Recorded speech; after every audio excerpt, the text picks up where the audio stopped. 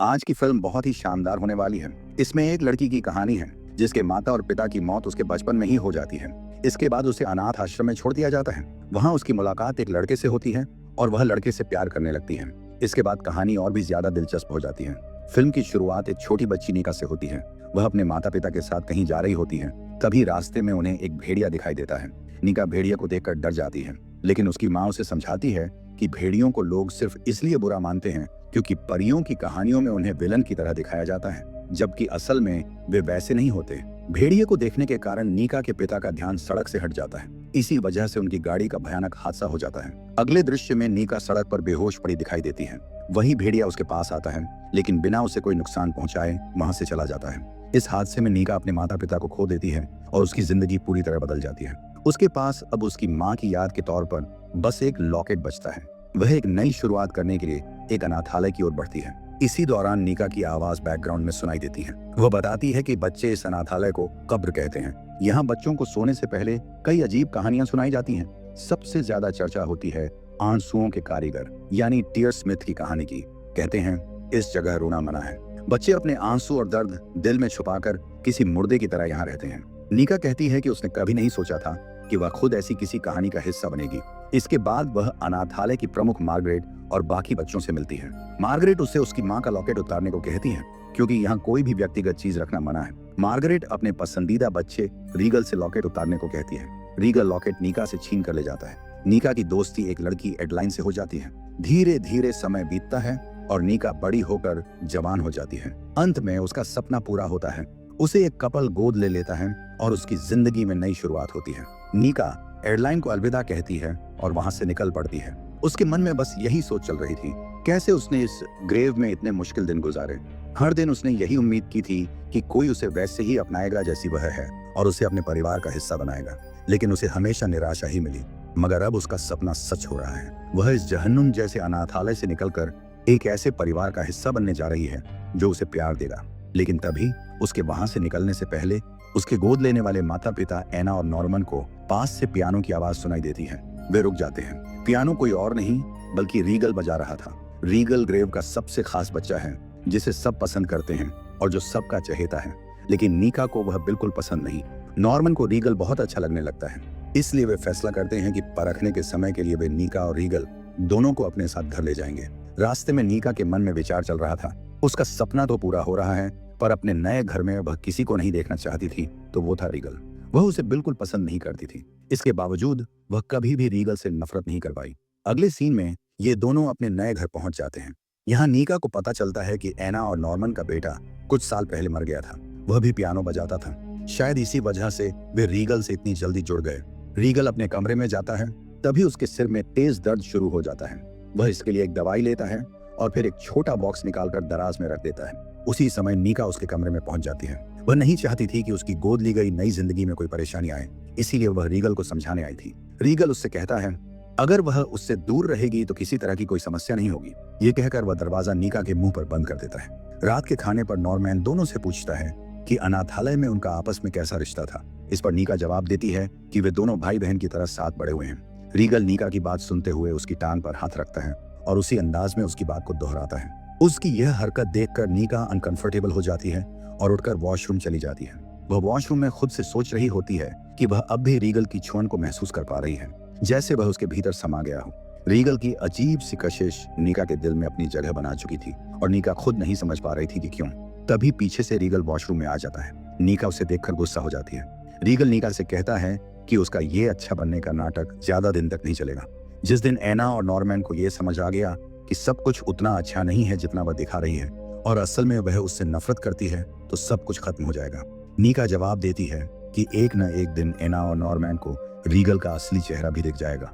उन्हें पता चलेगा कि वह वही है जिसे सब आंसुओं का कारीगर कहते हैं। यह कहकर नीका अपने कमरे में जाकर सोने के लिए लेट जाती है, लेकिन ग्रेव के डरावने सपने उसे सोने नहीं देते। वह सपना देखती है, वही अनाथालय, वही डर, जहाँ बच्चों को आंसुओं के कारीगर की कहानी सुनाकर डराया जाता था। वहां बच्चों को रोने की इजाजत नहीं थी। उन्हें बताया गया था कि अगर उनकी आंखों से एक भी आंसू गिरा तो आंसुओं का कारीगर उन्हें उठाकर ले जाएगा। तभी सपना ही जैसे कोई बच्चा आकर नीका से कहता है कि रीगल की तबीयत फिर से बिगड़ गई है। ये सुनकर नीका और बाकी सब वहां पहुंचते हैं तो देखते हैं कि मार्गरेट रीगल को बहुत प्यार से दवाई दे रही है। इसके बाद नीका देखती है कि जैसे किसी ने उसे एक अंधेरे तंग कमरे में बंद कर दिया है। तभी उसकी नींद खुल जाती है। अगले दिन नीका और रीगल स्कूल पहुंचते हैं। नीका रीगल से कहती है कि वो उससे दूर ही रहे। वह आगे बढ़ती है, लेकिन तभी एक गाड़ी के सामने आ जाती है। रीगल फौरन उसे खींचकर बचा लेता है। दोनों स्कूल के अंदर जाते हैं। हर लड़की की नजर सिर्फ रीगल पर थी, लेकिन वो सबको नजरअंदाज करता हुआ आगे बढ़ जाता है। नीका को पहले ही दिन एक अच्छी दोस्त मिल जाती है जिसका नाम बिल्ली है। क्लास में जाने से पहले रीगल एक लड़के की बात सुनता है। उसका नाम लियो है। लियो अपने दोस्त से कह रहा था कि अगले हफ्ते तक नीका उसके साथ होगी। ये सुनते ही रीगल को गुस्सा आ जाता है और वह लियो से लड़ने लगता है। तभी टीचर आकर दोनों को रोक देते हैं। क्योंकि रीगल का स्कूल में पहला दिन था, टीचर उसे सिर्फ समझाकर छोड़ देते हैं। घर लौटने पर रीगल अपने कमरे से बाहर नहीं निकलता। एना परेशान होकर नीका से रीगल के बारे में पूछती है। नीका बात को टाल देती है और रीगल के कमरे में जाती है। नीका रीगल से पूछती है कि वह हर बार अडॉप्शन के लिए क्यों मना कर देता था, क्योंकि बाकी बच्चों के मुकाबले उसे तो सब पसंद करते थे, फिर भी वह कभी किसी के साथ नहीं जाता था। रीगल कोई जवाब नहीं देता। नीका उसके करीब जाकर उसकी चोट पर दवा लगाने लगती है, लेकिन रीगल उसे पास आने से मना करता है। जब नीका उसकी बात नहीं मानती तो वह कहता है अगर वह ऐसे ही उसके करीब आई तो अगली बार वह खुद को रोक नहीं पाएगा। नीका चुपचाप वहां से चली जाती है। उसके मन में चलता है कि उसे हमेशा फेरी टेल्स पर भरोसा था। वह चाहती थी कि उसकी जिंदगी भी किसी परियों की कहानी जैसी हो। अब वह किसी कहानी का हिस्सा तो बन गई थी, लेकिन शायद गलत कहानी का। अगले दिन सुबह एना नीका को कहती है कि वह रीगल के कपड़े उसके कमरे में रख आए। नीका जब कमरे में जाती है तो रीगल वहां नहीं होता। वह उसकी दराज खोलकर देखने लगती है। तभी रीगल आ जाता है। नीका उसके सामने दोस्ती का हाथ बढ़ाती है, लेकिन रीगल उसके इस मासूमियत भरे रवैये पर मुस्कुरा देता है, क्योंकि नीका उसे आंसू बुनने वाला राक्षस या कोई भेड़िया समझती है। रीगल कहता है परियों की कहानियों के अंत में हमेशा सुख शांति से रह गए लिखा जाता है, ताकि लोग भूल न जाएं कि कुछ चीजें कभी नहीं बदलती। नीका कहती है कि सब कुछ बदल चुका है, क्योंकि अब वे ग्रेव में नहीं है, लेकिन रीगल मानता नहीं। वह नीका से कहता है ये मत समझो कि ये कोई खुशियों वाली कहानी है, क्योंकि किसी भी परियों की कहानी में भेड़िए या खलनायक के बिना कहानी पूरी नहीं होती। अगले सीन में लियो नीका को अकेला देखकर उसके साथ फ्लर्ट करने लगता है। तभी रीगल वहां आकर उसे चेतावनी देने के लिए पास खड़ा हो जाता है और घूरने लगता है। नीका असहज हो रही थी, तभी बिल्ली आकर नीका को अपने साथ ले जाती है। स्कूल के बाद एना और नॉर्मैन नीका और रीगल को शॉपिंग के लिए ले जाते हैं। नीका जब एक खूबसूरत ड्रेस पहनती है तो रीगल उसे देखता ही रह जाता है। नीका उसकी नजरों से परेशान होकर चेंज करने चली जाती है, लेकिन रीगल उसके पीछे आ जाता है और बहुत ही नजदीक आकर नीका की ड्रेस की चेन खोलने लगता है। जैसे ही नीका पलटती है, वहां कोई नहीं होता। थोड़ी देर बाद एना आकर नीका को ड्रेस के ऊपर बेल्ट पहनने को कहती है, लेकिन बेल्ट बंधने से नीका घबरा जाती है, क्योंकि उसे अनाथालय ग्रेव की वो बुरी यादें याद आ जाती हैं, जब मार्गरेट उसे अंधेरी काल कोठरी में बंद कर दिया करती थी। वहां नीका को लगता था कि उसकी सांसें रुक जाएंगी, लेकिन हर बार कोई आकर अंधेरे में उसका हाथ थाम लेता था, जिसकी वजह से नीका के अंदर जीने की उम्मीद बनी रही। वर्तमान में नीका को होश आता है। वह सोचती है कि चाहे जितनी कोशिश करे, वह एना को अपने दर्द और बीते जुल्म के बारे में नहीं बता सकती, लेकिन अब उसे डरने की जरूरत नहीं, क्योंकि वह आजाद है और खुश है। इसके बाद एना नीका को बताती है कि आज रोज डे है। स्कूल में बच्चे अलग अलग रंग के गुलाब देकर अपने प्यार का इजहार करते हैं। स्कूल पहुंचने पर नीका देखती है कि बिल्ली की दोस्त मिक्की के लॉकर में एक रोज पड़ा है, जो हर साल उसे एक मनोविज्ञान के छात्र ने दिया है। मिक्की इस पर ध्यान नहीं देती। फिर बिल्ली के लॉकर में भी एक सफेद रोज रखा होता है, जिसे उसका कोई गुप्त चाहने वाला हर साल वहां रखता है। जब नीका अपना लॉकर खोलती है तो उसमें एक काले रंग का रोज रखा होता है। ये गुलाब बहुत सुंदर और दुर्लभ था। नीका तुरंत समझ जाती है कि यह किसने रखा है। गुस्से में वह सीधा रीगल के पास घर पहुंचती है। रीगल मजाक में कहता है कि वह भेड़िए की गुफा में आकर बचने की उम्मीद कर रही है। नीका उससे पूछती है कि क्या यह गुलाब उसने रखा है, लेकिन रीगल कोई जवाब नहीं देता, बल्कि नीका को पकड़कर बेड पर लिटा देता है और उसके करीब आने लगता है। तभी एना की आवाज आती है और नीका वहां से उठकर नीचे चली जाती है। नीचे उसे पता चलता है कि लियो आया है। वह नीका को डेट पर चलने को कहता है और नीका हाँ कर देती है।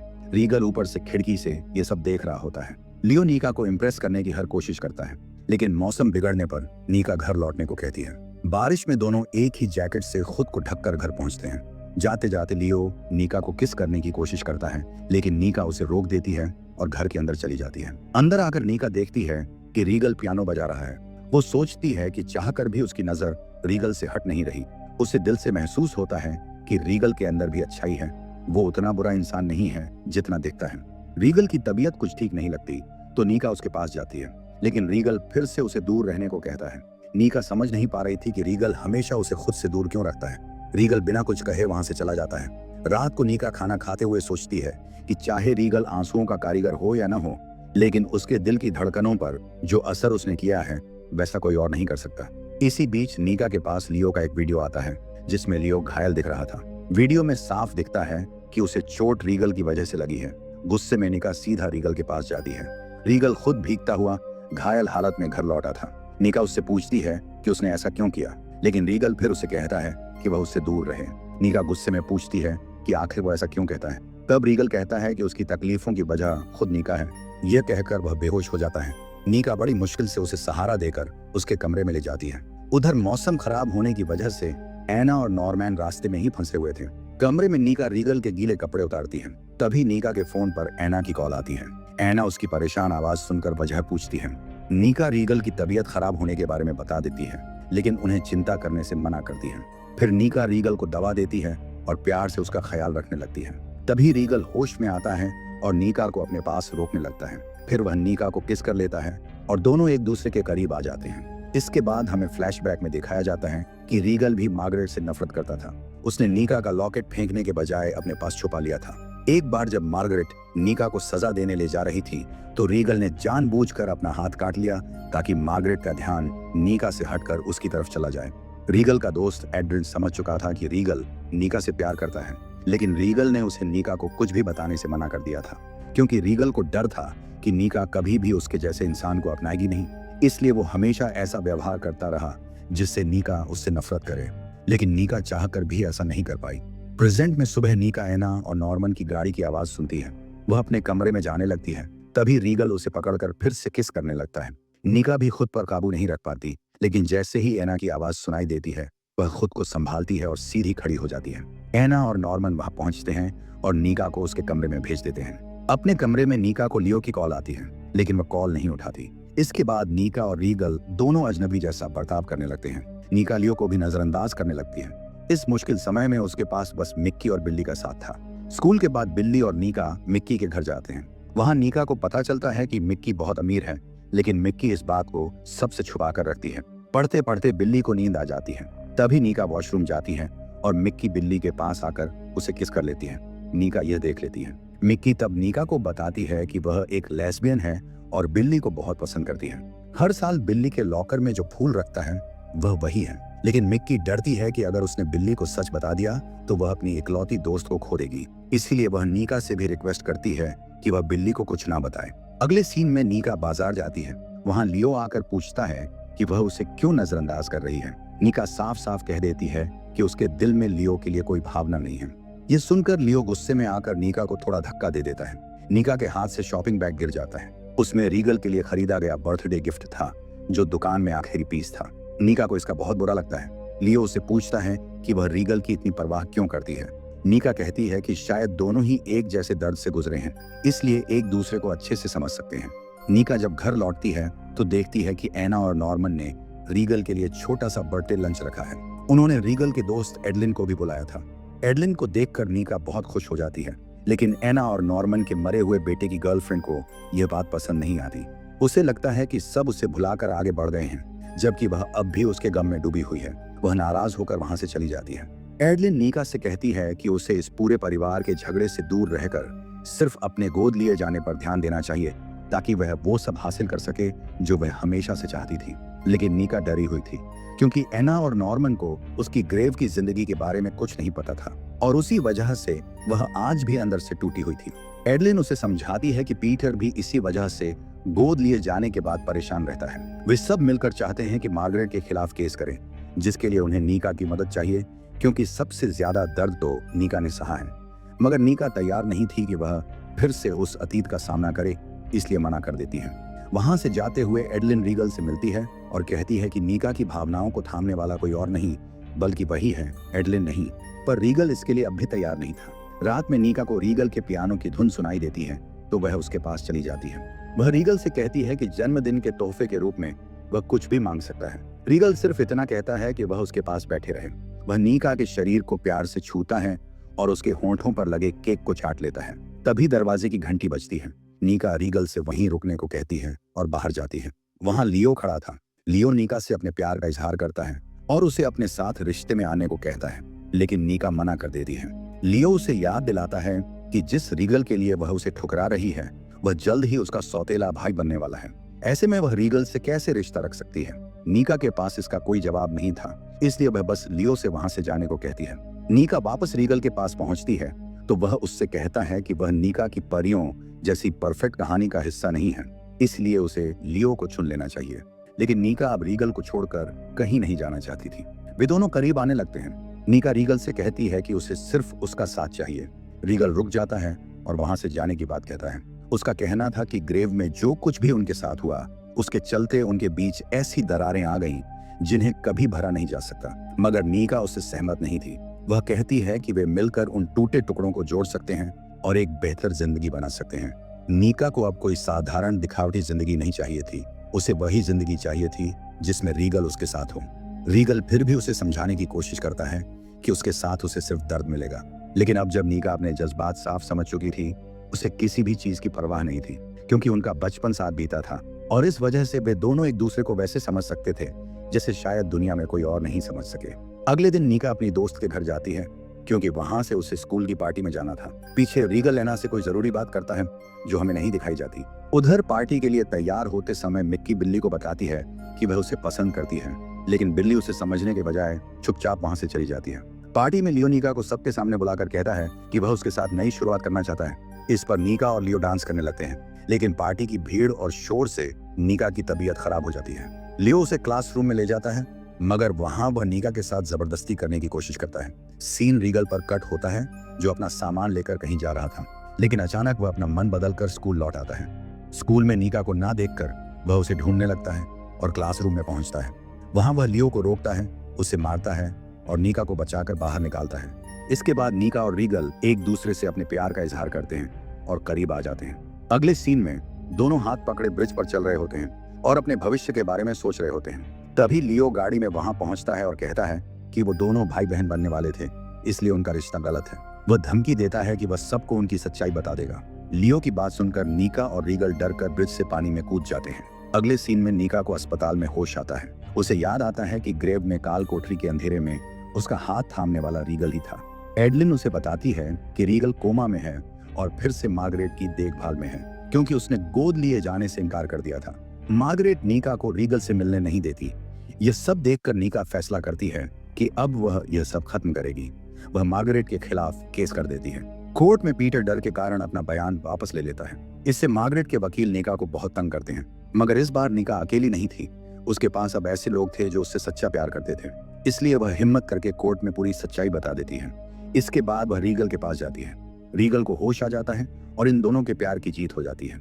अंतिम सीन में दिखाया जाता है कि नीका और रीगल एक गोद ली हुई बच्ची के साथ खुशी खुशी अपनी जिंदगी बिता रहे हैं और यहीं पर फिल्म की हैप्पी एंडिंग हो जाती है। आई होप आपको ये कहानी पसंद आई होगी। अगर वीडियो अच्छी लगी हो तो इसे एक लाइक जरूर कर देना और चैनल को भी सब्सक्राइब कर लेना। मिलते हैं अगली शानदार वीडियो में।